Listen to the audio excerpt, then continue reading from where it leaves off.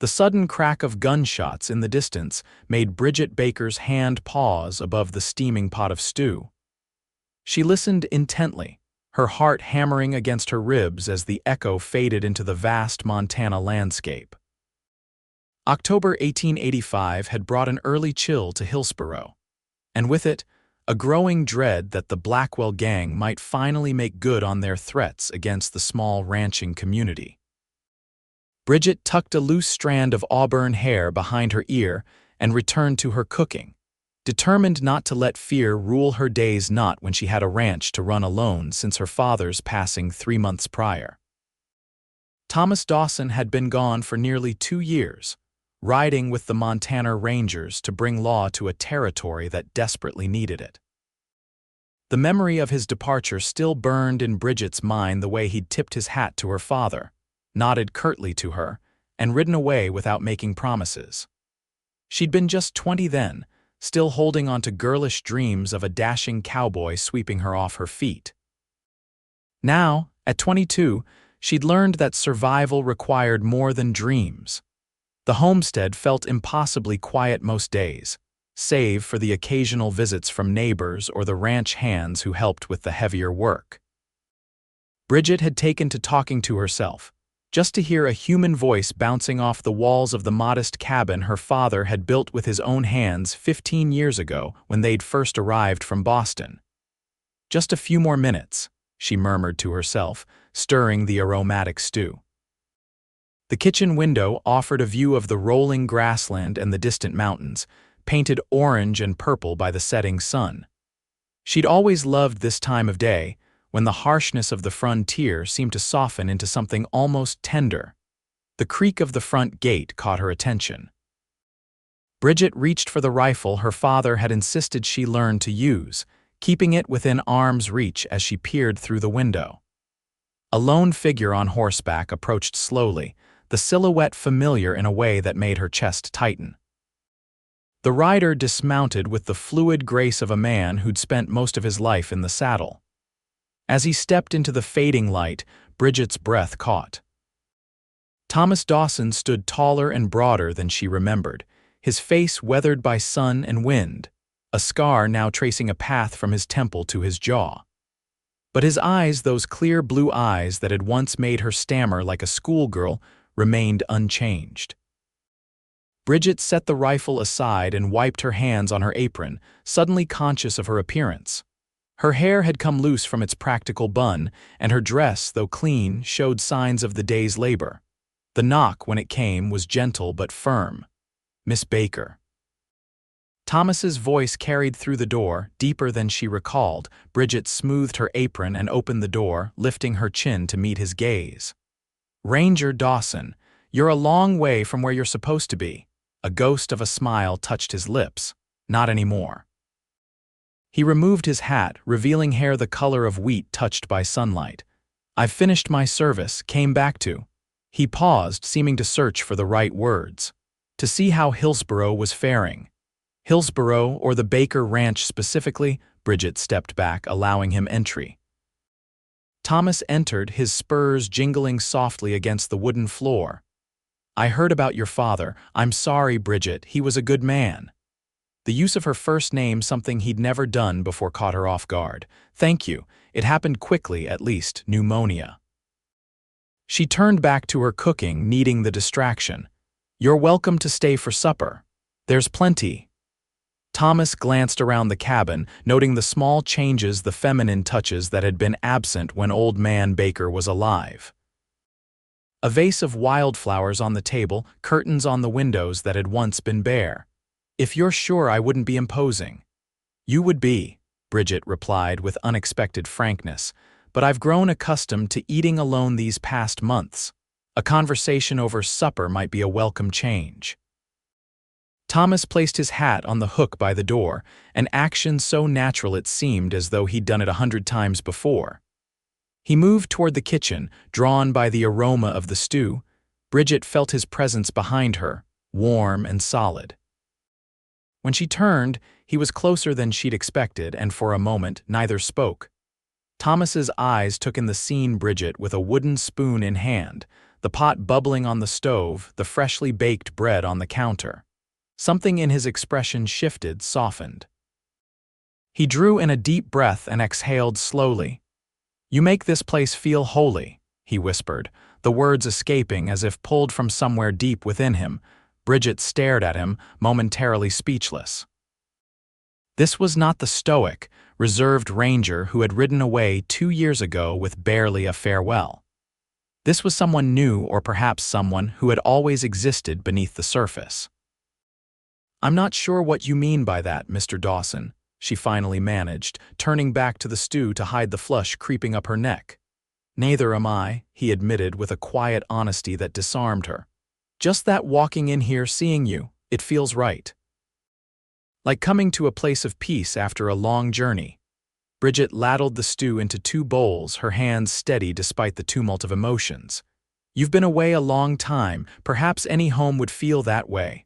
"No," Thomas said firmly, "not any home." They sat across from each other at the small table, the lantern casting a warm glow between them. Bridget said a brief grace, and they began to eat in a silence that gradually became comfortable. "Will you be staying in Hillsborough?" Bridget asked eventually, breaking off a piece of bread. Thomas nodded, chewing thoughtfully before answering. "I've purchased the old Miller property. It's run down, but the land is good. I aim to build it up. Alone, that's ambitious. For now, but I have plans that might require assistance." His eyes met hers briefly before returning to his bowl. The meal continued with talk of the town, the changes that had occurred during Thomas's absence. Mayor Patterson had passed on, leaving his son to take his place. The railroad was finally coming through, promising to connect Hillsborough to the larger world. The Blackwell Gang had been terrorizing ranches to the north, but hadn't yet ventured into their immediate area. As they finished eating, Thomas insisted on helping with the dishes, a gesture that would have been unthinkable for most men Bridget knew. "My mother taught me that a man who expects to be fed should know how to clean up after himself," he explained, rolling up his sleeves to reveal forearms corded with muscle. Bridget handed him a dish towel. "Your mother sounds like a wise woman." She was. The past tense hung in the air between them. "Lost her 5 years ago, my father followed a year later." "I'm sorry." Bridget passed him a wet plate.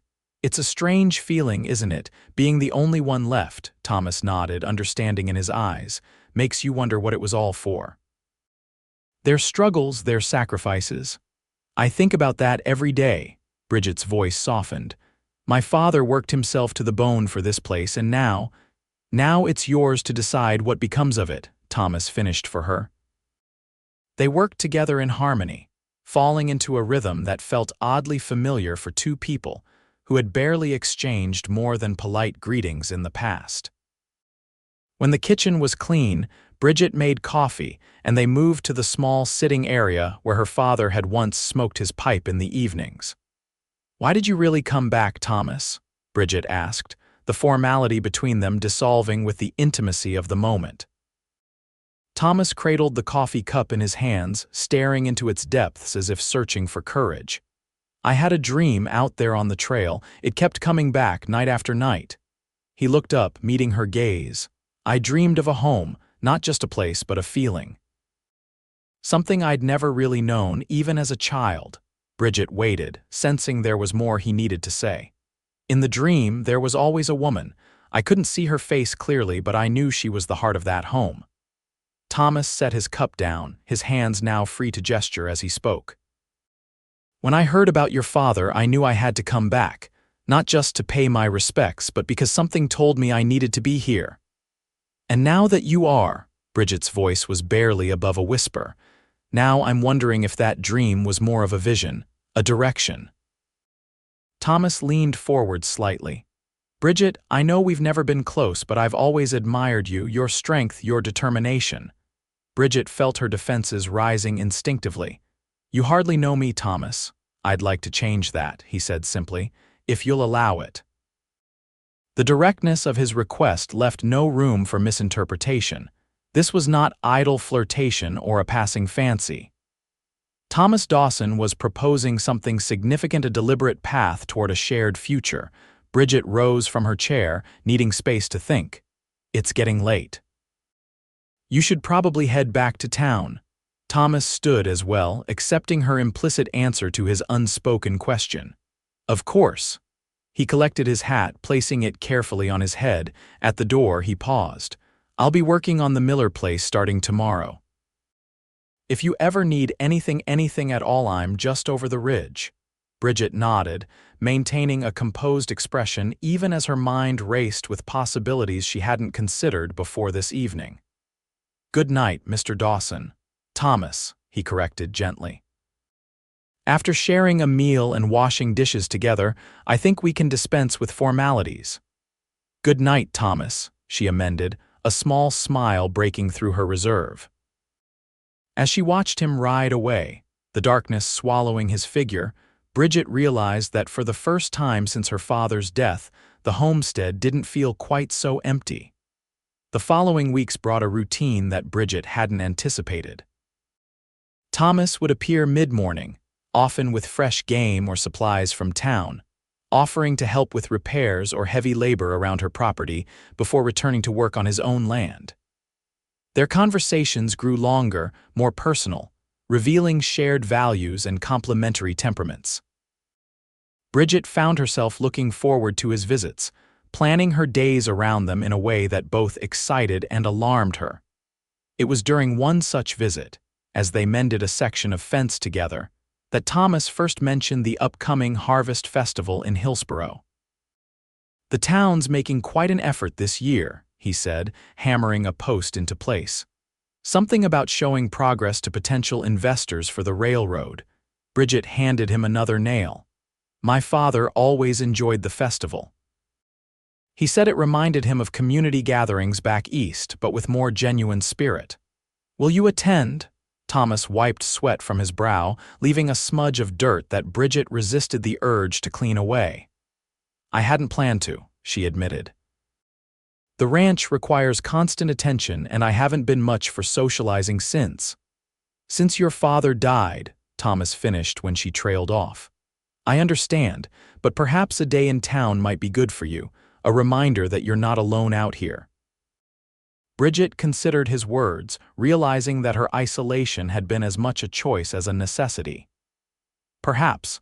Are you suggesting I should go? Thomas's expression grew serious. I'm suggesting you might consider attending with me as my companion for the day. The request hung in the air between them, weighted with implications. Attending the festival together would announce to the entire town that there was something developing between them, something beyond neighborly friendship. I'll think about it, Bridget said finally, neither accepting nor rejecting his invitation. Thomas nodded, respecting her need for time. They returned to their work, but the atmosphere had shifted, charged with possibility. That evening, after Thomas had departed for his own property, Bridget found herself standing before the small mirror in her bedroom, studying her reflection. The woman who gazed back at her looked tired but determined, her eyes bright with a light that had been absent for months. She opened the trunk at the foot of her bed, pulling out a dress she hadn't worn since before her father's illness, a deep blue creation with delicate embroidery that had been a gift for her 21st birthday. What do you think, Pa? She asked aloud, holding the dress against herself. Is it time to rejoin the world? The silence that answered wasn't as heavy as it once had been. Somehow, Bridget felt her father would approve not just of the festival, but of Thomas Dawson and his quiet persistence.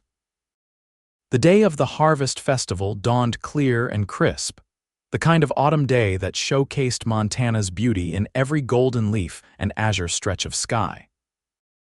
Bridget rose earlier than usual, allowing herself the luxury of a leisurely bath and time to arrange her hair in a style more elaborate than her daily practical bun. The blue dress fit perfectly, emphasizing the curves she typically concealed beneath practical work clothes. Thomas arrived precisely when promised, astride his chestnut gelding and leading a gentle mare for Bridget. His expression when he saw her emerge from the cabin told her that her efforts had been worthwhile. You look. He began, then shook his head, apparently at a loss for adequate words. Bridget felt a blush warm her cheeks. "Thank you. You clean up rather nicely yourself, Ranger Dawson." Indeed, Thomas had exchanged his working clothes for a clean white shirt, dark vest, and his best trousers. His boots were polished to a shine, and he'd trimmed his beard, revealing more of the strong jawline that had begun to feature in Bridget's dreams. The ride to town was pleasant, filled with conversation about their hopes for the festival and observations about the changing landscape. As they approached Hillsborough, they could see that the small town had transformed itself for the occasion. Bunting in autumn colors decorated the main street, and stalls had been set up for games, food, and displays of local crafts. The scent of roasting meat and baking pies filled the air, mingling with the excited voices of children and adults alike. They left their horses at the livery stable and proceeded on foot, Thomas offering his arm with a formality that made Bridget smile. She accepted it, acutely aware of the curious glances directed their way as they strolled through the festival. "People are staring," she murmured. Thomas nodded, unconcerned. "Let them. It's not every day they get to see the most capable woman in the territory on the arm of a fortunate former ranger." His compliment, delivered with such sincere admiration, dispelled Bridget's self-consciousness. They spent the morning enjoying the festivities, watching children's races, examining handiwork submitted for judging, and greeting neighbors Bridget hadn't seen in months, Mrs. Holloway, the widow who ran the general store, pulled Bridget aside while Thomas was engaged in conversation with the blacksmith. "It does my heart good to see you out and about, dear," the older woman said, patting Bridget's hand. "And with Thomas Dawson, no less. He's turned down every young lady who's batted her eyelashes at him since his return." "We're just neighbors helping each other," Bridget protested, though the words felt hollow even to her own ears. Mrs. Holloway's knowing smile suggested she wasn't fooled. "If you say so, dear. But I've seen the way he looks at you when you're not watching. That man didn't come back to Hillsborough for the Miller property, fine land though it may be." Before Bridget could respond, Thomas returned to her side, a question in his eyes. "Everything all right?" "Perfectly fine," Bridget assured him, taking his offered arm once more. "Mrs. Holloway was just catching me up on town gossip." They continued their tour of the festival, eventually stopping at the food tables for the communal midday meal. Thomas filled a plate for Bridget before serving himself, an attentiveness that did not go unnoticed by those around them. As they ate, Sheriff Bennett approached their table, his expression serious despite the festive atmosphere. "Dawson," he greeted Thomas with a nod. "Miss Baker." "Good to see you both." "Sheriff," Thomas responded, his posture straightening slightly. "Something on your mind?" Bennett glanced around, ensuring they wouldn't be overheard. "Had a rider come in early this morning. The Blackwell Gang hit the Peterson place yesterday. Took their cattle, burned their barn. Peterson himself was shot, but he'll live." Bridget felt a chill that had nothing to do with the autumn air. "The Petersons are less than 20 miles from here." "Exactly my concern," Bennett confirmed. "I'm organizing a group of men to patrol the area. Thought you might want to be part of it, given your experience with the Rangers." Thomas looked at Bridget, conflict evident in his expression. "I'd need to make sure Miss Baker has protection at her ranch."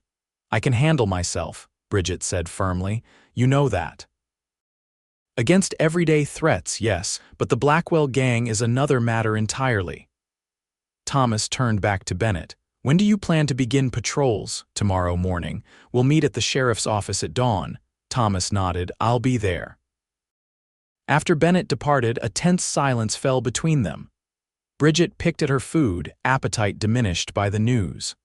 "I don't want you riding against the Blackwells," she finally said, her voice low.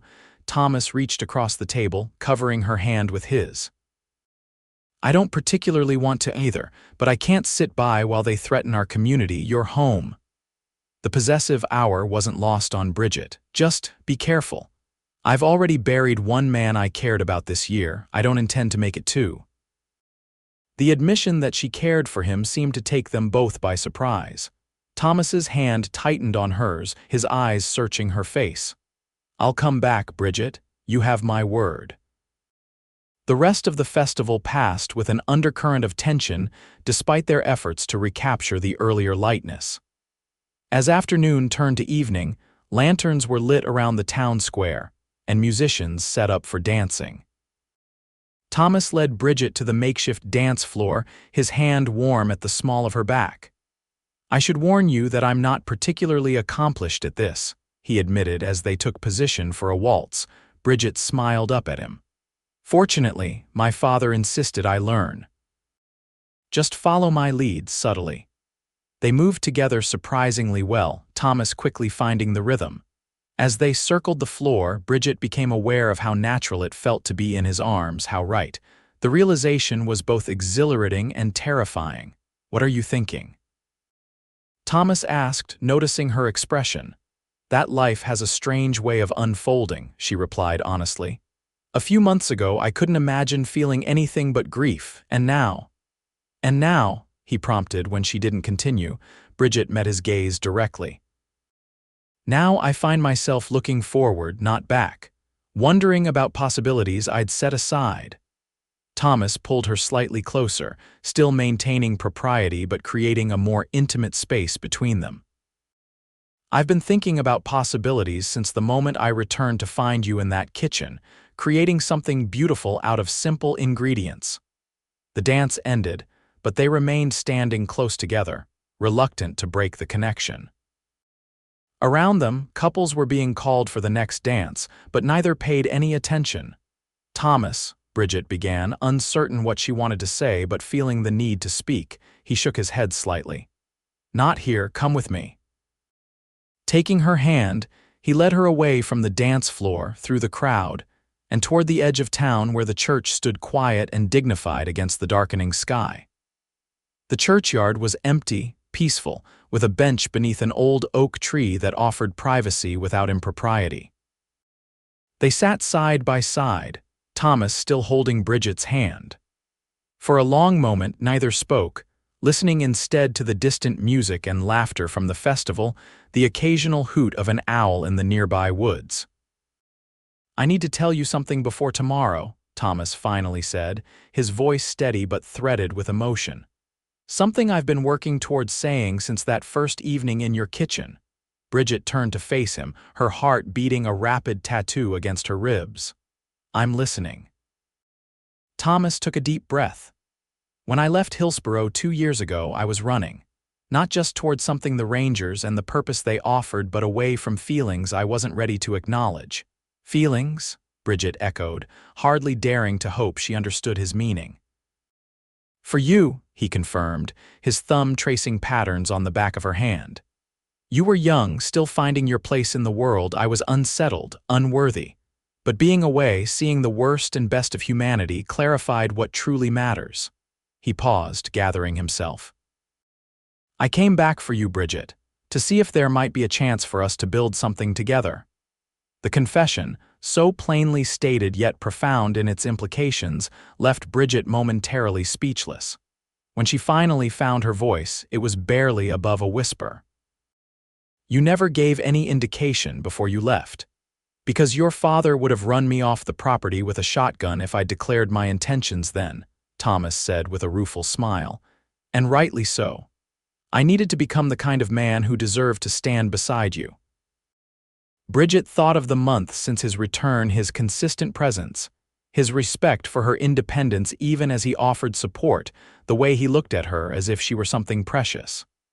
"And now, what are your intentions, Thomas Dawson?" she asked, her voice stronger. In answer, Thomas released her hand only to reach into his vest pocket, withdrawing a small object that caught the moonlight. A ring simple but beautiful, a small sapphire set in silver. "My mother's," he explained, holding it between them. "I'm not asking for an answer tonight. Only that you consider a future where neither of us has to face life's challenges alone anymore." Bridget looked from the ring to Thomas's face, seeing in his expression everything she'd begun to hope for: respect, admiration, and a depth of feeling that matched her own emerging sentiments. "The Blackwells," she said, the immediate concern surfacing, "will be dealt with," Thomas assured her. "And then, when you're ready, I'll ask properly, but I wanted you to know before tomorrow exactly what I'm fighting to protect." Bridget reached out, not for the ring but for Thomas himself, her hand resting against his cheek. "Come back to me, that's all I ask for now." Thomas turned his face into her palm, pressing a kiss to it that sent warmth cascading through her. "Wild horses couldn't keep me away." They returned to the festival hand in hand, both aware that something fundamental had shifted between them. The evening continued with more dancing, conversation with neighbors, and stolen moments of connection that promised a future neither had dared imagine before tonight. As the festival wound down and they prepared to ride back to their respective properties, Sheriff Bennett approached them once more. "Dawson, a word," he requested, drawing Thomas aside. Bridget waited with their horses, watching the men's conversation with growing concern. Thomas's expression had hardened into something she recognized from his ranger days, a focused determination that brooked no argument. When he returned to her side, his manner was carefully controlled. "The sheriffs had another report. The Blackwells have been spotted near the Wilson place, heading in the direction of your ranch." Fear, cold and visceral, gripped Bridget. "We need to go, now." Thomas helped her mount, his movements efficient. "I'm taking you to my place. It's more defensible, and they're less likely to know about it." They rode hard through the gathering darkness, taking a route that avoided the main trails. The Miller property, Thomas's new home, was situated on higher ground than Bridget's ranch, with better visibility of the surrounding area. The house itself was still under construction, but the original cabin remained intact and functional. As they approached, Thomas scanned the horizon, alert for any sign of movement. Seeing nothing suspicious, he led them to the cabin and quickly ushered Bridget inside. The interior was sparse but clean, with a stone fireplace, a sturdy table with 2 chairs, and a bed in the corner covered with a handmade quilt. "It's not much," Thomas apologized, lighting a lamp. "I've been focused on building the main house and barn." "It's secure," Bridget replied, practical even in her anxiety. "That's what matters now," Thomas nodded, moving to check that the shutters were secured. "I'll need to join the sheriff at dawn, but I don't want to leave you alone." "You could take me to town," Bridget suggested, though the words tasted bitter. The idea of hiding while others protected her property went against everything she believed about herself. Thomas seemed to read her thoughts. "You'd hate every minute of it, sitting in someone else's parlor while men decided the fate of your home." "Yes," she admitted, "I would." He considered for a moment, then made a decision. "You'll come with us." "What?" "The sheriff would never. The sheriff isn't the only one who knows these hills, and you're a better shot than half the men who'll be riding tomorrow." Thomas crossed to her, taking her hands in his. "I won't put you in danger, but I won't ask you to sit idle either. You'll ride with me, stay back when necessary, but be part of protecting what's yours." The offer, the recognition of her capabilities and her right to fight for her own land, cemented something in Bridget's heart. This man understood her in ways no one else had ever tried to. "Thank you," she said simply. They spent the night in watchful readiness, taking turns to sleep while the other kept vigil. Despite the circumstances, there was an intimacy to sharing the small space, to hearing each other's breathing in the darkness, to knowing that whatever came with dawn, they would face it together. Morning arrived with a sky the color of beaten copper, promising fair weather but offering no comfort. Thomas and Bridget prepared in near silence, checking weapons, securing provisions, exchanging glances that conveyed more than words could.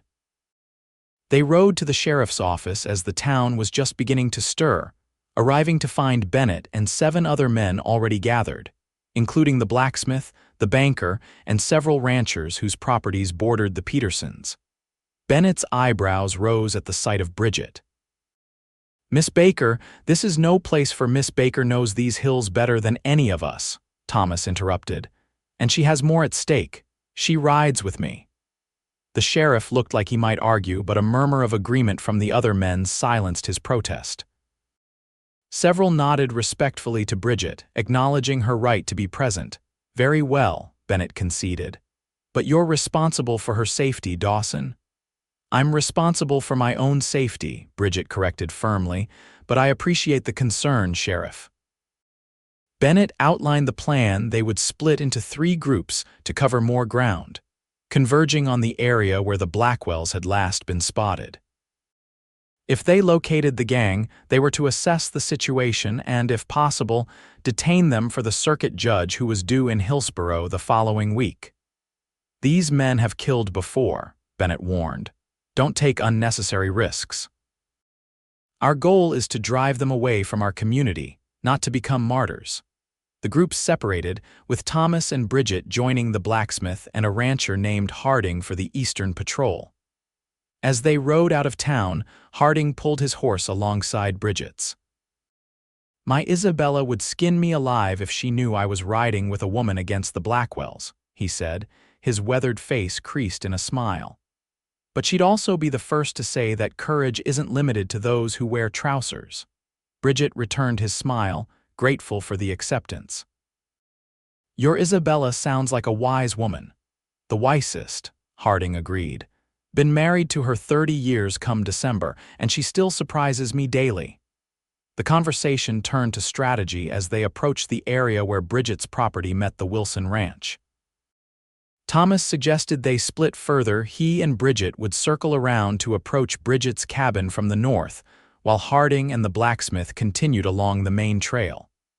"If the Blackwells are there, they'll be watching the obvious approaches," Thomas explained.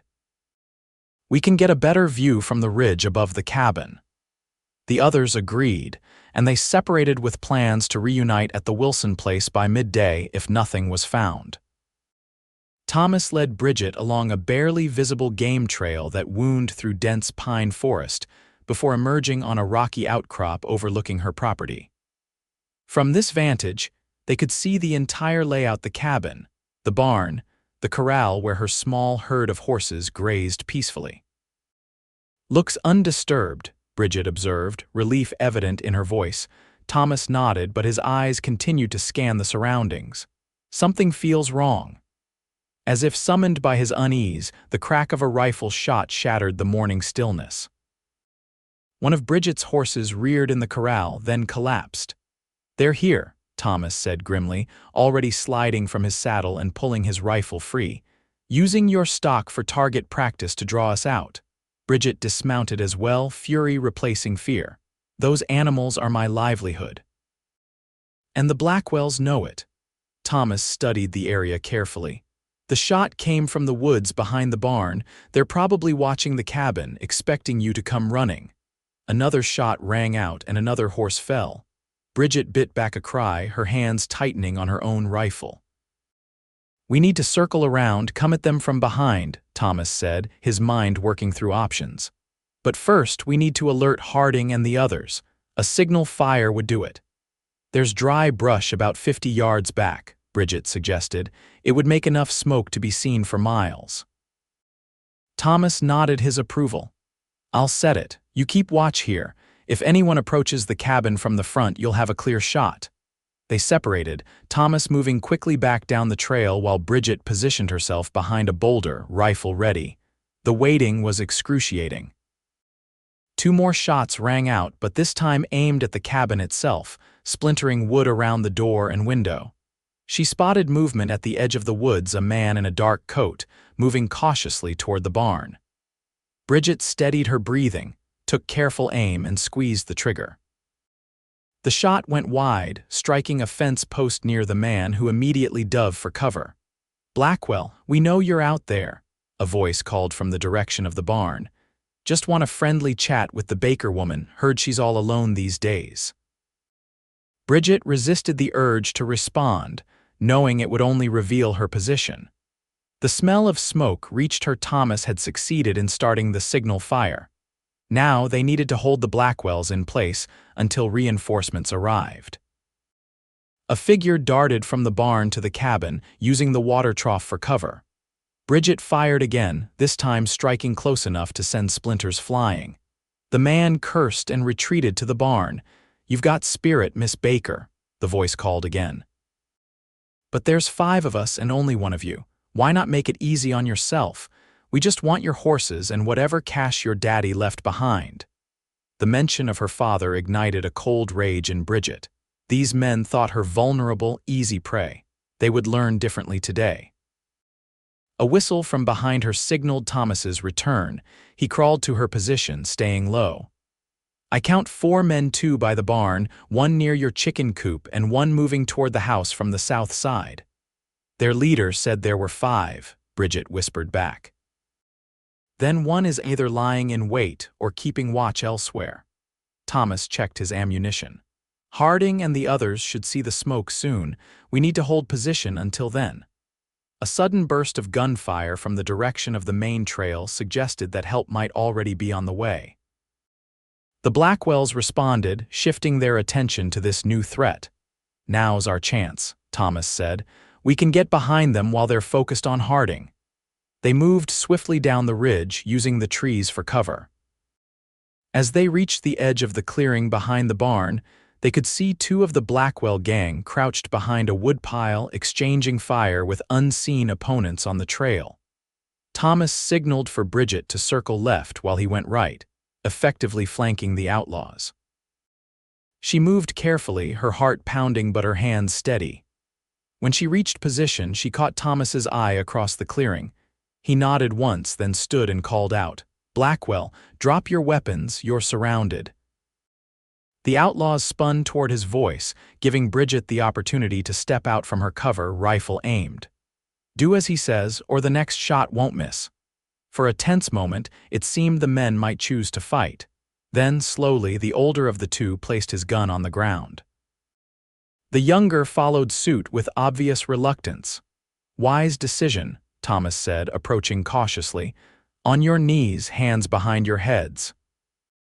As the men complied, the sound of horses approaching from the trail announced the arrival of Harding and the blacksmith, along with Sheriff Bennett and 2 others. "Dawson," Bennett called. "We've got one of them here, says his name is Blackwell." "That'd be my brother," the older of their captives spat. "Lot of good it'll do you. The rest of our boys will be coming when they hear the shooting." Bennett dismounted, eyeing the captured men. "Your boys are scattered across 3 counties by now. We caught one of your lookouts on the North Road an hour ago. He was very informative once he realized the alternatives." The fight seemed to go out of the outlaws at this news. As Bennett and his men secured the prisoners, Thomas turned to Bridget. "Are you all right?" She nodded, the adrenaline beginning to fade. "Yes, but I need to check on my remaining horses." Together they walked to the corral where 3 horses lay dead. The sight brought tears to Bridget's eyes, not just for the loss of valuable animals, but for the senseless cruelty of their killing. Thomas placed a hand on her shoulder. "I'm sorry, we'll help you rebuild your herd." She looked up at him, finding strength in the promise that single word contained. "If you'll have me," he replied, his expression open and vulnerable despite the tension of the past hours. Before Bridget could respond, a shout from Bennett called them back. The prisoners had been loaded onto horses, their hands bound securely. "We'll take these 2 back to town," Bennett informed them. "Harding and the others will continue searching for any remaining gang members, but I think the immediate threat is over." Thomas nodded. "We'll stay here, make sure the property is secure." After the others had departed, Thomas and Bridget set about the grim task of burying the dead horses and assessing the damage to the cabin. A bullet had shattered one window, and the door bore splintered evidence of another shot, but the structure was otherwise intact. As evening approached, they sat together on the cabin's small porch, watching the sunset paint the sky in shades reminiscent of the sapphire in Thomas's mother's ring. "It's strange," Bridget said after a long, comfortable silence. "Yesterday I was dancing at the festival, worried about propriety and what neighbors might think. Today none of that seems to matter."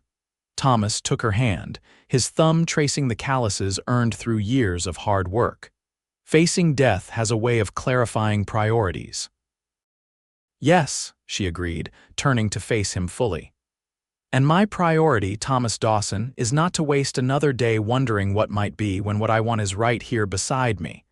The hope that bloomed in his expression was almost painful to witness. Bridget, are you saying? I'm saying that life on the frontier is too uncertain to hesitate when something true presents itself. She squeezed his hand. I'm saying yes. Thomas's breath caught.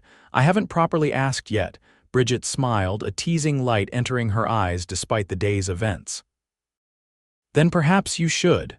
Setting aside his coffee cup, Thomas slid from the porch bench to one knee before her. From his pocket, he once again produced the sapphire ring. Bridget Baker, from the moment I returned and found you in your kitchen, creating home in the midst of wilderness, I knew my heart belonged here. With you. He held the ring up, catching the last light of day. Will you marry me? Will you join your strength with mine, your dreams with mine, your life with mine? Bridget felt tears gather, not of sadness but of a joy so complete it almost hurt. Yes, Thomas, yes to all of it. He slipped the ring onto her finger where it settled as if it had always belonged there. Rising, he pulled her gently to her feet and into his arms, his kiss a seal on the promise they just exchanged tender, but with an underlying passion that spoke of the future they would build together. The year that followed was one of transformation for both Bridget and Thomas. They were married in the Hillsborough church, just 2 weeks after the confrontation with the Blackwell Gang, a simple ceremony attended by the entire town. Mrs. Holloway had declared that no one could possibly object to the speed of their union, not after they'd defended the community so valiantly. Together, they decided to combine their properties, building a new home on a rise between the two that offered views of both landscapes. Thomas's skill with carpentry and Bridget's practical sensibilities resulted in a house that was both beautiful and functional, large enough for the family they hoped to create, with a kitchen twice the size of either of their previous ones. You spend so much time cooking, Thomas had explained when he showed her the plans. I want it to be a place worthy of your talents. The Blackwell Gang had been effectively disbanded, with 3 members sentenced to lengthy prison terms and the others fleeing the territory. Peace had returned to Hillsborough and its surrounding ranches, allowing the community to focus on growth rather than survival. As summer turned to autumn once more, Thomas and Bridget settled into a rhythm of work and companionship that suited them both. They expanded their herds, planted an orchard that would bear fruit in years to come, and began to talk more concretely about children. It was on the anniversary of Thomas's return to Hillsborough that Bridget prepared a special meal to commemorate the occasion. She'd spent the day cooking while he finished work on a new storage shed, timing everything so that it would be ready just as he came in from his labors. The scent of roasting venison filled the kitchen, mingling with the aroma of fresh bread and apple pie, Thomas's favorite. Bridget had just removed the bread from the oven when she heard the front door open and close, followed by the familiar sound of boots on the wooden floor. Thomas appeared in the kitchen doorway, his face lighting up at the sight of her. He'd removed his hat and outer shirt, leaving him in trousers and a simple white undershirt that showed the strength of his shoulders to advantage. Something smells amazing, he said, crossing to wash his hands at the basin she'd prepared. Bridget smiled, watching him with undiminished appreciation. A year of marriage had only deepened her feelings for this man who treated her as an equal partner in all things. I wanted to mark the day properly, she explained, returning to her cooking. 1 year since you rode back into my life. Thomas dried his hands and moved to stand behind her, his arms encircling her waist as she stirred the gravy. He pressed a kiss to the sensitive spot just below her ear, making her shiver. Best decision I ever made, he murmured, coming home to you. Bridget leaned back into his embrace, savoring the solid warmth of him. I have something to tell you, a gift of sorts, though not one I wrapped. Thomas turned her in his arms to face him, curiosity in his expression. What is it? Bridget took his hand and placed it gently on her abdomen, still flat but harboring their secret. "We'll be needing that extra bedroom sooner than we thought, around early spring, according to Mrs. Holloway." The wonder that transformed Thomas's face was everything Bridget had hoped for. His eyes widened, then filled with a joy so pure it took her breath away. "A baby, you're sure?" His voice was hushed, reverent. Bridget nodded, her own happiness reflected in his reaction. "As sure as can be. Mrs. Holloway confirmed it yesterday." Thomas whooped with delight, lifting Bridget off her feet in a gentle spin before setting her down as if suddenly afraid she might break. "I'm sorry, should I not have done that? Are you feeling well? Do you need to sit down?" Laughing, Bridget cupped his face in her hands. "I'm not made of glass, Thomas. I feel wonderful. Tired sometimes, but otherwise perfectly fine." He gazed at her with such tenderness it made her heart ache. Then, slowly, he knelt before her, pressing his face to her midriff in a gesture of profound connection to the tiny life growing within. "Hello, little one," he whispered. "Your mother and I are so happy you're coming to join us." Bridget stroked his hair, overwhelmed by the depth of her love for this man and their unborn child. When Thomas looked up at her, there were tears in his eyes. "Thank you," he said simply. "For everything you've given me, a home, a purpose, and now a family." He rose and drew her close once more, his kiss a promise of all the years yet to come. When they finally parted, Bridget returned to her cooking, her heart so full it seemed impossible to contain its joy. Thomas watched her for a moment, then echoed the words he'd spoken a year before, words that had marked the beginning of their journey together. "You make this place feel holy," he whispered, the truth of it even more profound now than it had been then. Bridget smiled over her shoulder at him. "Not just me, us. What we've built together." As they sat down to their anniversary meal, the setting sun casting golden light through windows Thomas had crafted with his own hands, they shared a look of perfect understanding. Whatever challenges the future might hold, they would face them together, their strength multiplied by the love they'd found in this wild, beautiful place they called home. The months passed in a gentle rhythm of preparation and anticipation. Thomas threw himself into creating a nursery adjacent to their bedroom, crafting a cradle from the same pine he'd used for their dining table, while Bridget sewed tiny garments in the evenings, her fingers deft despite her growing belly. Winter arrived early that year, blanketing Hillsborough and the surrounding ranches in deep snow by mid-November. The isolation might have been oppressive in earlier times, but for Thomas and Bridget, it offered a cocoon of intimacy as they awaited their child's arrival. "Do you think it will be a boy or a girl?" Thomas asked one evening as they sat before the fire, his hand resting protectively over the swell of Bridget's abdomen where their baby kicked enthusiastically. "Mrs. Holloway swears it's a boy based on how I'm carrying," Bridget replied, smiling at the old superstition, "but I'll be equally happy either way." Thomas nodded, his expression thoughtful. "I've been thinking about names. If it's a boy, perhaps William after your father. And if it's a girl, maybe Elizabeth after my mother, William Thomas or Elizabeth Grace," Bridget suggested, weaving in Thomas's name and her mother's. "Perfect combinations of our families." The baby responded with another vigorous kick, making them both laugh. These quiet moments of connection had become sacred to them, a family forming, bonds strengthening in anticipation of the new life that would soon join them. As March approached, bringing with it the first hints of spring thaw, Bridget's time drew near.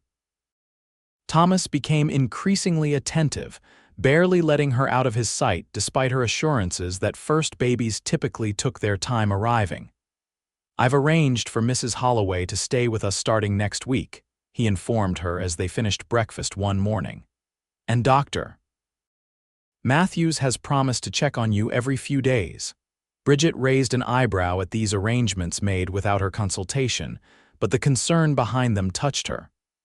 "I appreciate the thought, but I'm perfectly capable." A sharp pain cut off her words, unexpected and intense. She gasped, clutching the edge of the table. Thomas was on his feet immediately, alarm written across his features. "Bridget, what is it?" "I think," she managed as the pain receded, "that our little one might not be taking their time after all." What followed was a flurry of activity as Thomas sent one of their ranch hands racing to town for both Mrs. Holloway and Dr. Matthews. By midday, their bedroom had been transformed into a makeshift birthing room with clean linens, heated water, and all the supplies Mrs. Holloway deemed necessary. "First babies can be slow, dear," the older woman assured Bridget as another contraction gripped her. "But you're strong and healthy. Everything is progressing just as it should." Thomas had been banished to the hallway, where he paced relentlessly, his boots wearing a path in the wooden floor. Each cry from behind the closed door was a knife to his heart, knowing Bridget was in pain, and he could do nothing to ease it. Dr. Matthews arrived as afternoon turned to evening, bringing additional medical supplies and a calming presence. He examined Bridget briefly, then emerged to give Thomas an update. "Your wife is doing remarkably well," he assured the anxious father-to-be. "The baby is positioned correctly, and her labor is progressing steadily. It may be several more hours, but I see no cause for concern." Thomas nodded, grateful for the reassurance but still unable to relax. "Can I see her?" The doctor hesitated, then nodded. "Briefly, it might boost her spirits." When Thomas entered the bedroom, he was struck by the transformation in Bridget. Her face was flushed with exertion, her hair damp with perspiration, but her eyes, when they found his, held a fierce determination that took his breath away. "Thomas," she reached for his hand, which he provided immediately. "I'm glad you're here." "Wild horses," he reminded her, pressing a kiss to her knuckles. "Remember," she managed a smile before another contraction claimed her attention, her grip on his hand tightening to an almost painful degree. Thomas murmured encouragement, supporting her through the wave of pain until it subsided. "You are magnificent," he told her when she could focus on him again. "The strongest person I've ever known." Mrs. Holloway cleared her throat pointedly. "That's enough now, Mr. Dawson. Your wife needs to conserve her energy." Thomas nodded, understanding the dismissal. He kissed Bridget's forehead, pouring all his love into the gesture. "I'll be right outside. Call if you need anything at all." The hours that followed were a lesson in patience and faith for Thomas. The daylight faded and lamps were lit throughout the house. Occasionally, Dr. Matthews would emerge with brief updates, but mostly, Thomas was left to his imagination and prayers. It was well past midnight when a different sound cut through the night, the high, indignant wail of a newborn taking their first breath. Thomas froze mid-pace, his heart seeming to stop and then restart at double speed. The cry continued, strong and healthy, the most beautiful sound he'd ever heard. The bedroom door opened and Mrs. Holloway appeared, her face wreathed in a tired smile. "Congratulations, Mr. Dawson. You have a son, a fine, healthy boy." Thomas swayed slightly, overwhelmed by emotion. "And Bridget, exhausted but well. She's asking for you." He entered the room with reverent steps, his eyes immediately finding Bridget propped up against pillows, a small bundle cradled in her arms. She looked up as he approached, her face radiant despite the ordeal she'd just endured. "Come meet your son," she invited, her voice soft but filled with pride. Thomas sat carefully on the edge of the bed, peering at the tiny face visible among the blankets. The baby had a shock of dark hair, still damp from his arrival, and a complexion that promised to be fair like his mother's. As Thomas watched, the infant's eyes opened briefly, a fleeting glimpse of deep blue before closing again. "He's perfect," Thomas whispered, reaching out to touch one impossibly small hand. The baby's fingers immediately curled around his father's index finger, holding with surprising strength. "William Thomas Dawson," Bridget declared, confirming the name they'd chosen. 8 pounds according to Dr. Matthews, and already showing his father's determination. Thomas felt tears spill unheeded down his cheeks as he gazed at his wife and son. I never knew it was possible to feel this much." Bridget's own eyes glistened with emotion. "Neither did I." It's as if my heart has doubled in size to make room for him." Dr. Matthews approached, his manner respectful of the moment but professional. "Mrs. Dawson needs rest now, and young William here should have his first meal." Thomas nodded, reluctantly pulling his finger from his son's grasp. He watched in wonder as Bridget positioned the baby at her breast, her movements instinctive despite this being new territory. William latched on with enthusiasm, drawing a soft laugh from his mother. "Hungry already," she observed. "Another trait from your side of the family." Thomas smiled, stroking her hair gently. "You were incredible, Bridget. I've never been more in awe of anyone in my life." She leaned into his touch, her exhaustion evident but unable to dim the joy of the moment. "We did this together. He's the best of both of us." "Get some rest," Thomas urged, pressing a kiss to her temple. "I'll be right here when you wake." True to his word, Thomas remained beside them through the night, dozing occasionally in the chair beside the bed but mostly watching over his family with a vigilance born of overwhelming love. As dawn broke, painting the room in gentle light, he found himself whispering a prayer of gratitude for the miracles of his wife and son, for the life they had built together, and for all the days to come. The spring and summer of 1887 passed in a blur of new parenthood for Thomas and Bridget. Young William thrived under their devoted care, growing from a helpless newborn to an increasingly alert and interactive baby who delighted in exploring his world. His first smile, at 6 weeks, reduced his father to emotional speechlessness. His first laugh, a month later, became a family treasure recounted often in the years to come. By autumn, William was attempting to crawl, pushing himself up on sturdy arms and rocking determinedly, though not yet managing forward motion. Thomas built him a small, safe play area in the corner of the kitchen where Bridget could keep an eye on him while she worked, though more often than not, William preferred to be in the center of activity, protesting loudly when left alone for even a moment. "He has your stubbornness," Thomas teased one evening as he helped Bridget prepare supper, William contentedly gumming a wooden spoon in his father's arms. "And your appetite," Bridget countered, nodding toward the baby who was indeed watching the food preparation with intense interest despite having been fed less than an hour before. Their home had evolved with William's arrival, becoming even more the heart of their shared life. Thomas had expanded the front porch to create a space where they could sit in the evenings, watching the sunset while William dozed against one of their chests. Bridget had planted a garden that supplied much of their food, teaching William the names of plants and flowers even before he could speak. As their son's first birthday approached, they began planning a small celebration. The winter had been mild compared to the previous one, allowing for easier travel, and they invited their closest neighbors and friends from town to join them in marking the occasion. The day dawned clear and cold, a perfect early March morning.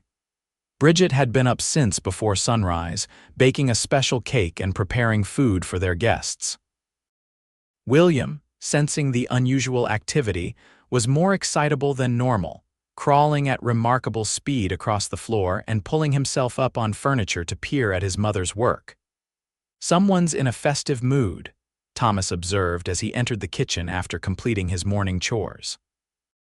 He scooped William up, tossing him gently into the air and catching him securely, drawing delighted giggles from the baby. Bridget smiled at the sight, her heart full. "He knows it's a special day. Mrs. Holloway says children are more perceptive than we give them credit for, Mrs. Holloway is usually right," Thomas agreed, settling William on his hip. "Anything I can help with before our guests arrive?" The celebration that followed was everything they'd hoped for, a gathering of community around the miracle of their child's first year of life. Mrs. Holloway brought a handmade quilt depicting scenes from nursery rhymes. Sheriff Bennett, now a regular visitor to the Dawson home, presented William with a tiny wooden sheriff's badge he'd carved himself. Dr. Matthews pronounced the baby to be among the healthiest and most alert he'd seen. High praise indeed from a man not given to exaggeration. As evening approached and their guests departed, Thomas, Bridget, and William sat together on the front porch, watching the sunset paint the sky in brilliant hues of orange and purple. William, sleepy after the excitement of the day, rested his head against his mother's shoulder, his eyelids drooping despite his efforts to stay awake. "I was thinking," Thomas said quietly, his arm around Bridget's shoulders, "about how much has changed in 2 years." Bridget nodded, understanding immediately. "2 years ago you were still with the Rangers and I was helping my father run the ranch. And now look at us." Thomas gazed at his wife and son with undisguised adoration. "I never imagined I could be this happy, this complete." "Nor I," Bridget admitted. "After my father died, I thought I'd spend my life alone, just trying to keep the ranch going. I never expected." She trailed off, gesturing to encompass their home, their child, their life together. "I thank God every day that I found the courage to come back," Thomas said. "To ride up to your door that evening and take a chance on what I felt." William stirred against Bridget's shoulder, making a soft sound of contentment before settling back into sleep. She pressed a kiss to his dark curls, inhaling the sweet scent of him. "You ever think about having more children?" she asked, the question flowing naturally from the moment. Thomas's expression softened further. "I do. A brother or sister for William would be a blessing. And watching you as a mother." He shook his head, seemingly at a loss for adequate words. "It's like witnessing a miracle every day." "I'd like that too," Bridget confessed. "Not immediately, but perhaps in another year or so. I want William to have the gift of siblings that neither of us had." They sat in comfortable silence as darkness gradually claimed the land, the first stars appearing in the eastern sky. When William was deeply asleep, they moved inside, placing him carefully in his crib before returning to the kitchen to clean up the remnants of the celebration.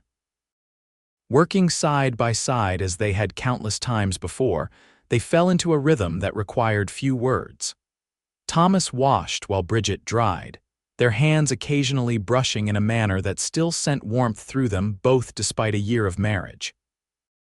"I found something in town last week," Thomas said as they neared the end of their task. "A gift for you to mark William's birthday and all you've done this past year." Bridget raised an eyebrow, intrigued. "That wasn't necessary." "Perhaps not necessary," he agreed, drying his hands before reaching into his pocket. "But definitely deserved." He produced a small velvet pouch, placing it in her palm. Bridget untied the drawstring and tipped the contents into her hand, a delicate gold locket on a fine chain. When she opened it, she found a tiny portrait of William on one side and Thomas on the other, expertly painted miniatures that captured them perfectly. "Thomas," she breathed, genuinely touched. "It's beautiful, but how? When did you have these portraits done?" He smiled, pleased by her reaction. "Remember when I took William to town a few weeks ago, ostensibly to pick up supplies? We visited a traveling artist who specializes in miniatures. He worked quickly while William was still reasonably cooperative. And your portrait? Done the following day while you thought I was helping Harding with his new barn." Thomas lifted the necklace from her palm. "May I?" Bridget turned, lifting her hair so he could fasten the chain around her neck. The locket settled just below her collarbone, a tangible reminder of the two most important people in her life. "Now you'll always have us close to your heart," Thomas said, his voice low as he pressed a kiss to the nape of her neck. Bridget turned in his arms, her own coming up to encircle his neck. "As if you could ever be anywhere else." Their kiss deepened, a reminder that beneath the routine of daily life and the responsibilities of parenthood, the passion that had first drawn them together remained very much alive. When they finally parted, both were breathless. "Perhaps," Thomas suggested, his eyes darkening with desire, "we should retire early this evening. It has been a rather exhausting day." Bridget laughed softly, recognizing the suggestion for what it was. "Indeed. And we should make the most of William's sound sleep while we can." Hand in hand, they checked once more on their slumbering son before retreating to their bedroom, grateful for the life they'd built and hopeful for all the years yet to come. The next 4 years brought changes both expected and surprising to the Dawson family. William grew from a determined crawler to an energetic young boy whose curiosity and intellect impressed everyone who knew him. He had his mother's thoughtful nature combined with his father's physical prowess, climbing trees almost as soon as he could walk and helping with ranch chores from an age when most children were still focused solely on play. In the spring of 1889, Bridget gave birth to their second child, a daughter they named Elizabeth Grace, true to their earlier discussions. Unlike her brother's dramatic early arrival, Elizabeth came into the world with calm deliberation, after a labor that, while long, never caused the anxiety Williams had. She was a peaceful baby with reddish-gold hair like her mother's and Thomas's clear blue eyes, content to observe the world around her with a serene attention that belied her infant status. William, at first uncertain about this new addition to the family, quickly appointed himself her protector and teacher, solemnly explaining the workings of the ranch to his sister long before she could possibly understand. The sight of the 4-year-old boy sitting beside Elizabeth's cradle, reading to her from a book he held upside down, became one of Thomas and Bridget's most cherished memories. The ranch prospered under their joint management. Thomas's carpentry skills found demand beyond their own needs, bringing in additional income as he crafted furniture for neighbors and businesses in Hillsborough. Bridget's garden expanded to include medicinal herbs that she supplied to Dr. Matthews, who claimed they were superior to any he could order from back east. They added a schoolroom to their home, where Bridget taught William his letters and numbers in preparation for formal education. Thomas built bookshelves to house the growing collection of volumes they ordered from catalogs, determined that their children would have access to knowledge even in this remote corner of Montana. By the autumn of 1891, Elizabeth was walking confidently and beginning to string words together in simple sentences. William, now 6 and attending the schoolhouse in Hillsborough 3 days a week, had developed a passion for drawing that Thomas encouraged by providing quality paper and charcoals whenever possible. It was during this season of contentment that an unexpected letter arrived, delivered by a rider from the Hillsborough post office. The envelope bore an official seal and was addressed to Mr. Thomas Dawson, formerly of the Montana Rangers. Thomas opened it in the kitchen while Bridget prepared the midday meal and the children played in the yard under the watchful eye of their new dog, a collie mix named Rusty. "It's from Governor Toole," Thomas said with surprise as he scanned the contents. "He's requesting my presence in Helena as soon as possible." Bridget set aside the bread she was kneading, wiping flour from her hands. "What for?" Thomas read further, his expression growing increasingly serious. "It seems they're forming a special commission to address lawlessness in the Northern Territories. The governor remembers my service with the Rangers and wants me to consult, possibly take a temporary position overseeing part of the effort." "For how long?" Bridget asked, the question practical rather than accusatory. The letter suggests an initial commitment of 3 months with the possibility of extension if the situation warrants. Thomas looked up, meeting his wife's gaze directly.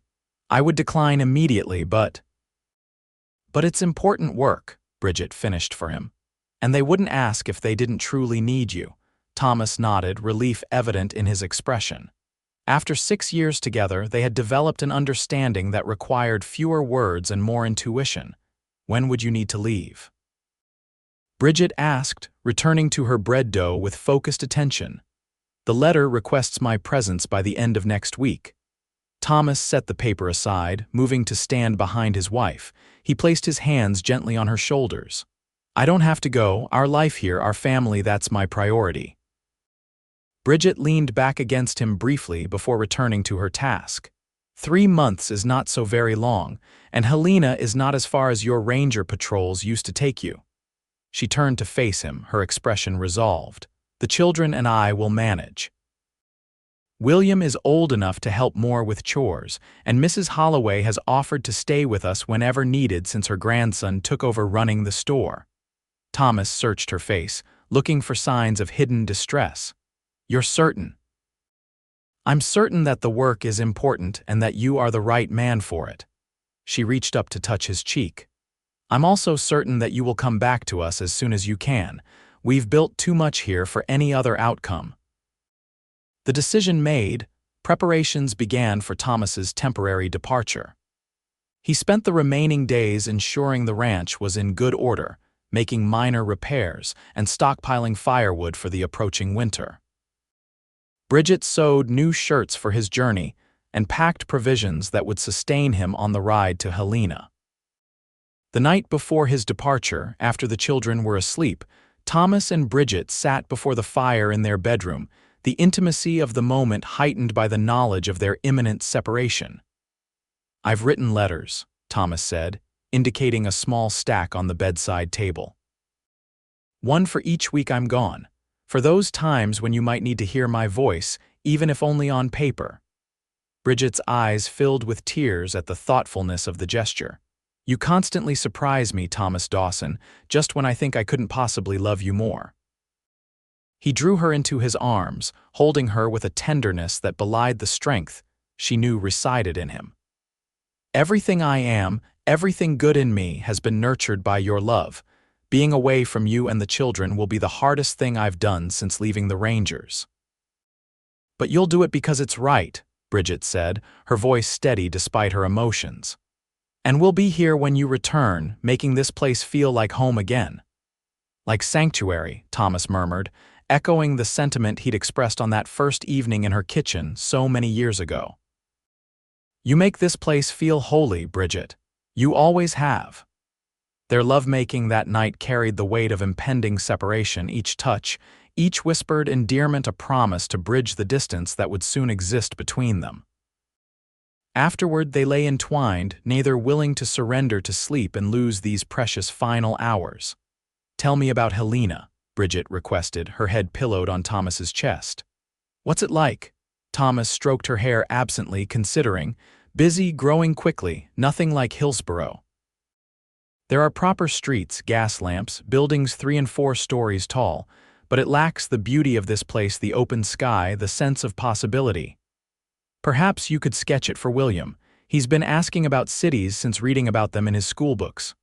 I will, Thomas promised. And I'll find books for him there that we can't get here. Perhaps a doll for Elizabeth, though at her age she'd probably prefer another puppy. They continued talking until the first hint of dawn appeared at the window, making plans for his return, discussing the children's development, savoring these last moments of connection. When the time came for Thomas to dress and gather his belongings, they did so in a silence that held all the words already spoken between them. The children woke to find their father ready to depart, his horse saddled and loaded with provisions. William, understanding the situation better than his sister, maintained a brave face despite his obvious distress. Elizabeth, confused but sensing the solemnity of the occasion, clung to Thomas's leg until he lifted her into his arms for a final embrace. You're the man of the house while I'm gone, William, Thomas said, kneeling to his son's level after setting Elizabeth down. Help your mother, look after your sister, and mind your studies. William nodded seriously, his chin lifted in an unconscious imitation of his father's own determined expression. I will, Pa, I promise. Thomas hugged him fiercely, then turned to Bridget, who stood watching the exchange with composed dignity despite the emotion evident in her eyes. 3 months, he reminded her, taking both her hands in his. Not a day longer, she replied with a smile that didn't quite reach her eyes. The governor will have to find someone else if he needs more time. Their final kiss was brief but filled with unspoken promises. Then Thomas was mounting his horse, tipping his hat to his family, and riding away down the path that led toward Helena and the duty that called him. Bridget watched until he disappeared over the ridge, William's hand in hers and Elizabeth balanced on her hip. Only when he was completely out of sight did she allow a single tear to track down her cheek. "Come," she said to the children, her voice steady. "We have work to do." The days following Thomas's departure established a new routine for the remaining Dawsons. William indeed stepped up to help, feeding the chickens and collecting eggs each morning before school without being reminded. Elizabeth, sensing her mother's occasional melancholy, became even more affectionate, dispensing hugs and sloppy kisses with generous abandon. Mrs. Holloway visited frequently, bringing news from town and staying overnight once a week to give Bridget a respite from constant vigilance. Sheriff Bennett made a point of riding by the property every few days, checking that all was well and delivering any mail that arrived for them. Bridget allowed herself to read one of Thomas's letters each Sunday evening after the children were asleep.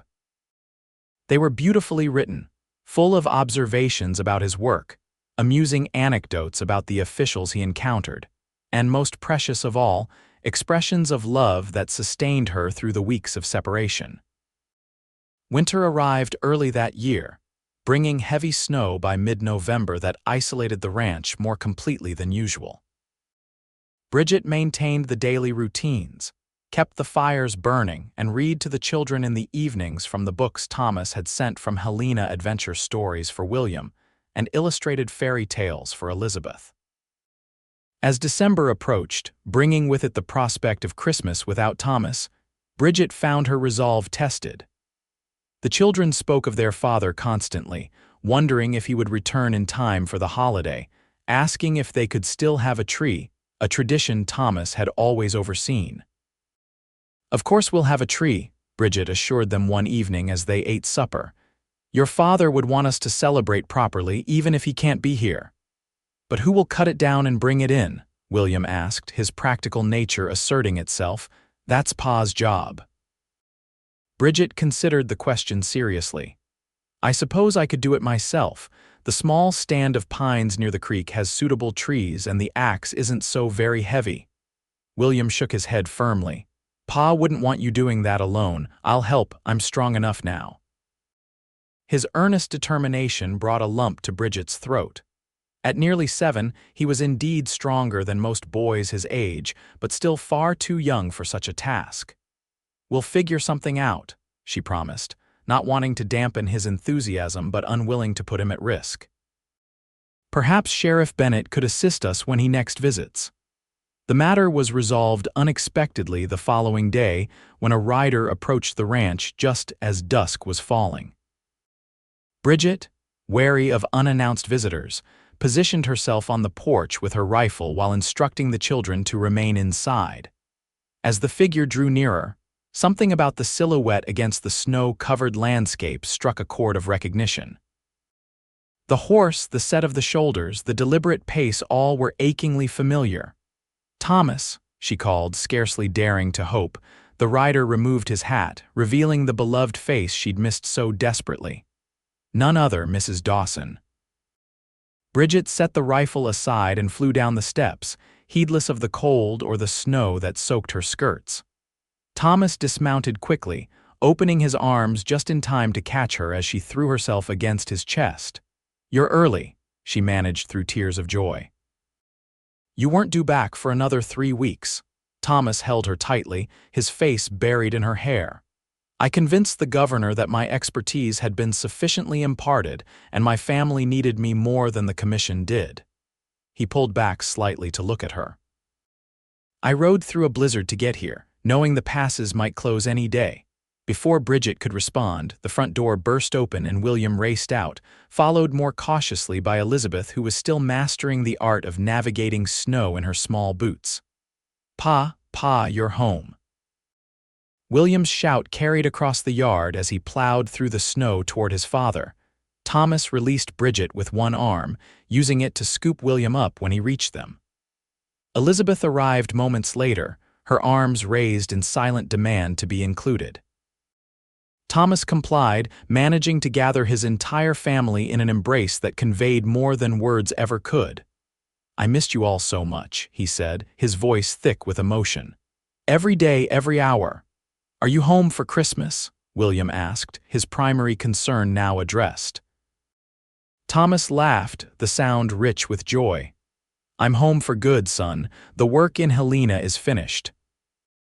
They moved inside, out of the cold, where Thomas shed his heavy coat and warmed himself by the fire while Bridget prepared hot coffee, and the children bombarded him with questions about his journey and his time in the capital. Later, after a hastily assembled but joyful meal and the excited retelling of all that had occurred during his absence, they tucked the children into bed. Elizabeth fell asleep almost immediately, exhausted by the unexpected excitement. William lingered awake longer, extracting a promise from his father to take him to cut a Christmas tree the very next day. Finally alone, Thomas and Bridget retired to their bedroom, the space somehow warmer and more welcoming for his presence within it. As they prepared for bed, Thomas produced a small package from his saddlebag. "I found this in Helena," he said, placing it in Bridget's hands. "It reminded me of you." She unwrapped the paper carefully to reveal a small book bound in soft leather. Opening it, she discovered it was a collection of poetry, the pages edged in gold leaf. "It's beautiful," she said, touched by the thoughtfulness of the gift. "Look at the marked page," Thomas suggested, watching her with anticipation. Bridget found the ribbon bookmark and opened to the indicated poem. As she read, tears filled her eyes once more. The verse spoke of love that transcended distance, of hearts connected despite physical separation, of coming home to the place where one was most truly oneself. "I read that and knew I couldn't stay away another day," Thomas explained, taking the book gently from her hands and setting it aside. "Helena, the commission, the governor's plans, none of it mattered compared to being here with you and our children." Bridget moved into his embrace, relishing the solid warmth of him after so many cold nights alone. "I'm glad you're home. The ranch hasn't been the same without you, nor I without it without all of you." Thomas tilted her face up to his. "You were right, what you said before I left. This is too important, what we've built here. Nothing could keep me from returning to it." Their kiss held the intensity of weeks apart, of longing finally fulfilled. When they parted, both breathless, Thomas rested his forehead against hers. "You make this place feel holy," he whispered, the words a talisman between them, a sacred acknowledgement of what they'd created together. "You, William, Elizabeth, you're my sanctuary, my home, and you are ours," Bridget replied simply. "Welcome home, Thomas." As they settled into bed, wrapped in each other's arms as if to make up for all the nights of separation, Bridget felt a completeness that had been absent during Thomas's time away. The ranch was more than land and buildings, it was the life they'd built together, the family they'd created, the love that sustained them through every challenge. Outside, snow continued to fall softly, blanketing the Montana landscape in pristine white. Inside, the Dawson family was whole once more, ready to face whatever the future might bring, secure in the knowledge that they would face it together. Years passed, seasons changing in their eternal cycle across the Montana wilderness. William grew into a thoughtful young man who combined his father's practical skills with an artist's sensibility, his drawings becoming increasingly sophisticated as he entered his teens.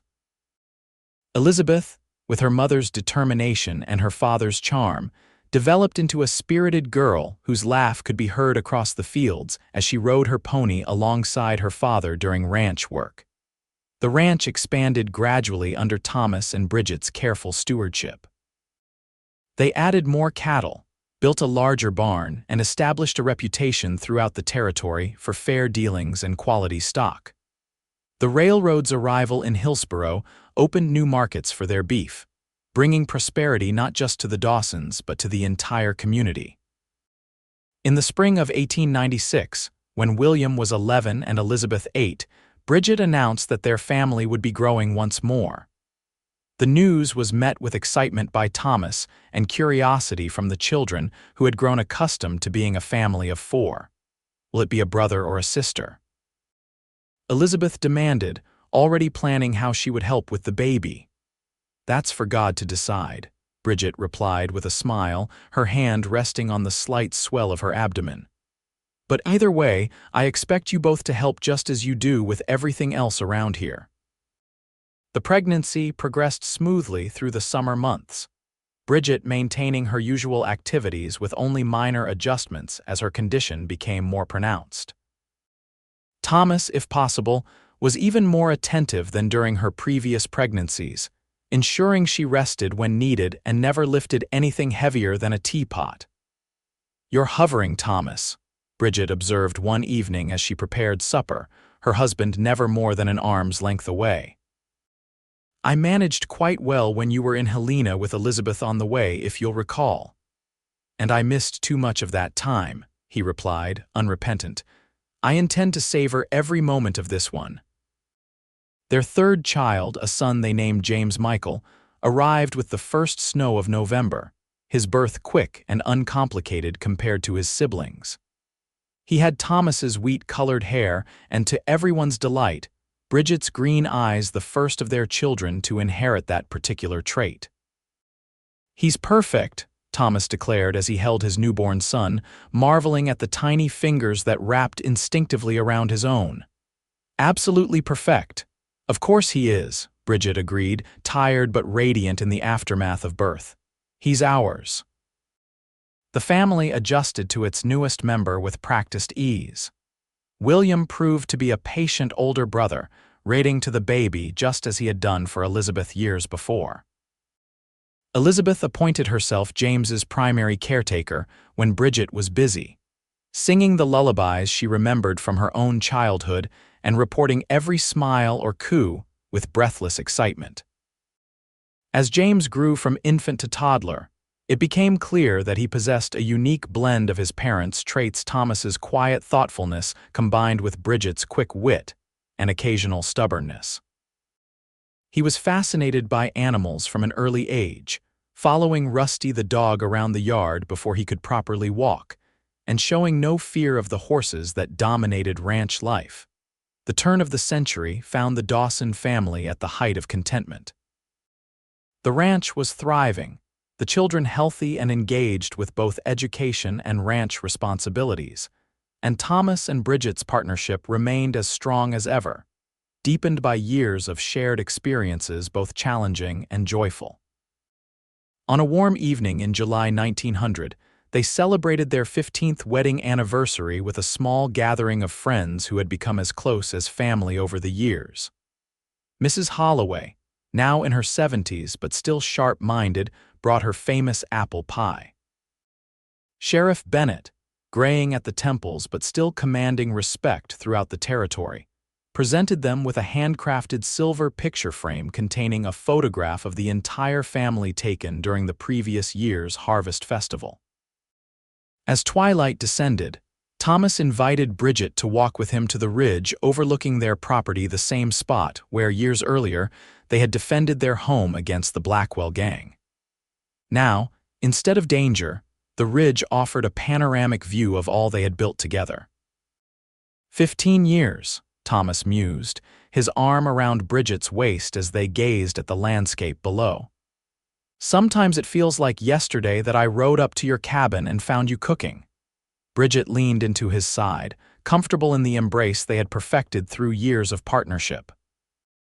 "And sometimes it feels like you've always been here, as if my life before you was just preparation for what was to come."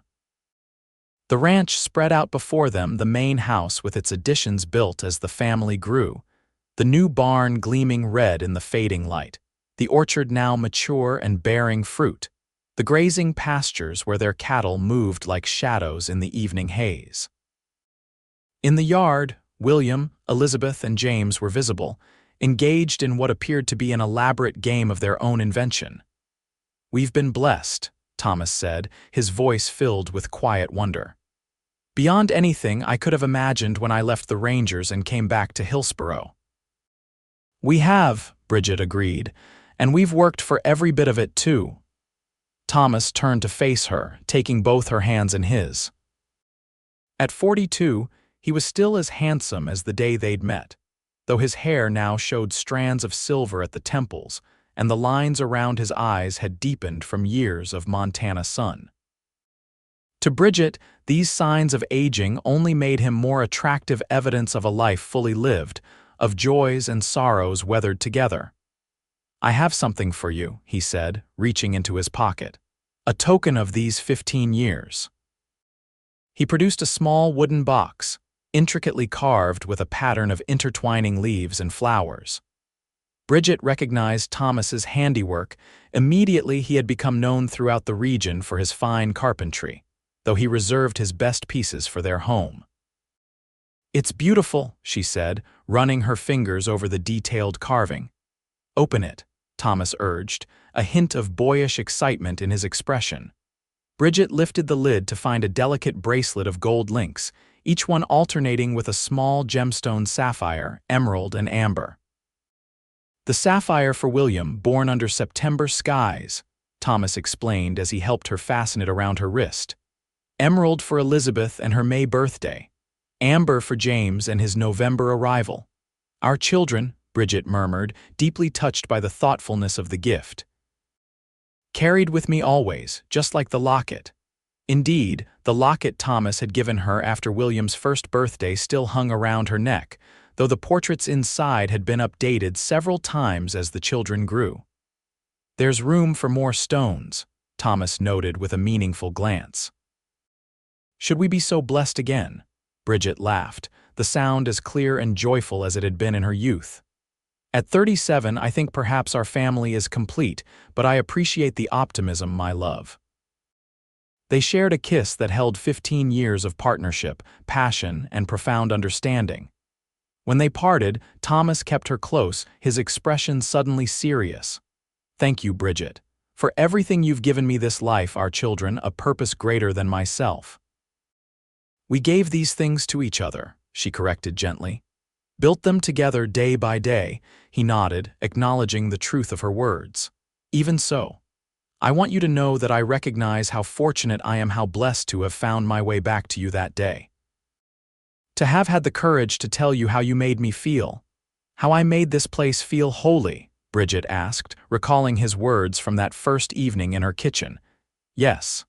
Thomas gazed at their home below, then back at the woman who had transformed his life. "And you still do, Bridget. Every day, in 1,000 different ways, you make our life together a sacred thing." As the sun disappeared behind the mountains and the first stars emerged in the darkening sky, Thomas and Bridget Dawson stood together on the ridge, their hands clasped, their hearts aligned, their eyes fixed on the home and family they had created through love, determination, and the courage to believe in possibilities. Below them, their children's laughter rose on the evening breeze, a sound more precious than any music, a reminder of all they had built and all that was yet to come. In that moment, surrounded by the beauty of the Montana wilderness and the evidence of 15 years well lived, they recognized the truth that had guided them from the beginning. Home was not merely a place but a feeling, a sanctuary created through love and nurtured through commitment. And in finding each other, they had found not just a partner but a path to something truly holy, a life of purpose, connection, and enduring love that would sustain them through all the seasons yet to come.